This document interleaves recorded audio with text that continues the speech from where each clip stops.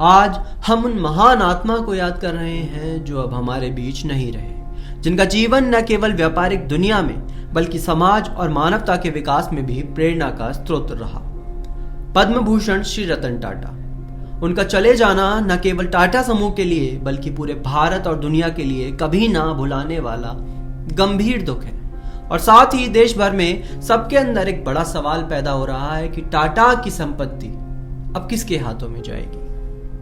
28 दिसंबर 1937 को मुंबई में जन्मे रतन टाटा की जीवन कहानी किसी प्रेरणा से कम नहीं है। यह याद रखना जरूरी है कि रतन टाटा जी एक उद्योगपति होने के साथ साथ दयालु, संवेदनशील व्यक्ति थे, जिन्होंने हमेशा समाज की भलाई की और जरूरतमंदों के लिए हमेशा एक कदम आगे रहे। फिर चाहे वह गरीब बच्चों की शिक्षा हो, भूखों का पेट भरना हो या बेसहारों को सहारा देना हो, वह इन सब चीजों को बहुत करीबी से इसलिए समझ पाते थे क्योंकि उनका बचपन बहुत चुनौतियों भरा रहा, लेकिन फिर भी उनका जीवन संघर्ष और समर्पण की मिसाल बना। अमेरिका की कर्नल यूनिवर्सिटी से आर्किटेक्ट कोर्स में ग्रेजुएशन पूरी करने के बाद 1962 में रतन टाटा ने टाटा समूह में कदम रखा और अपनी मेहनत के दम पर 1951 में इस विशाल ग्रुप के मालिक बने।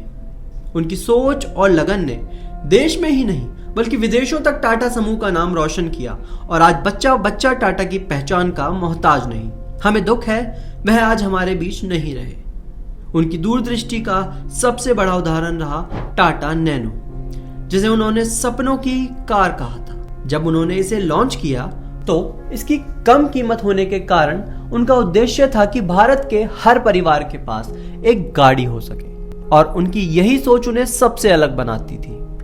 इतना ही नहीं, रतन टाटा जी के नेतृत्व में टाटा ग्रुप ने Jaguar, Land Rover, Corus Steel जैसी कंपनियों की शुरुआत की और इतनी ऊंचाइयों तक पहुंचाया कि आज हर कोई बखूबी उन्हें जानता है। मीडिया रिपोर्ट्स की बात करें तो अभी टाटा समूह की कमान एन चंद्रशेखरन के हाथों में है, लेकिन इससे भी ऊपर आता है टाटा ट्रस्ट, जिसकी कमान टाटा परिवार के सदस्य ही चला रहे थे और निधन से पहले तक रतन टाटा ही इसके मालिक थे।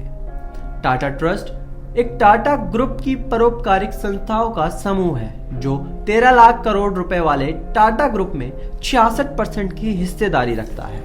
रतन टाटा के पिता नवल टाटा की दूसरी पत्नी सिमोन से जन्मे उनके सौतेले भाई नोएल टाटा अपने पारिवारिक संबंधों और ग्रुप की कई कंपनियों में भागीदारी के कारण टाटा की विरासत को आगे बढ़ाने के लिए एक मजबूत दावेदार है।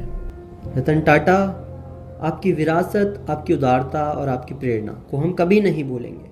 आप हमेशा हमारे दिलों में जिंदा रहेंगे। इसी तरह की और वीडियो देखने के लिए फॉलो करें 91 ट्रक्स को।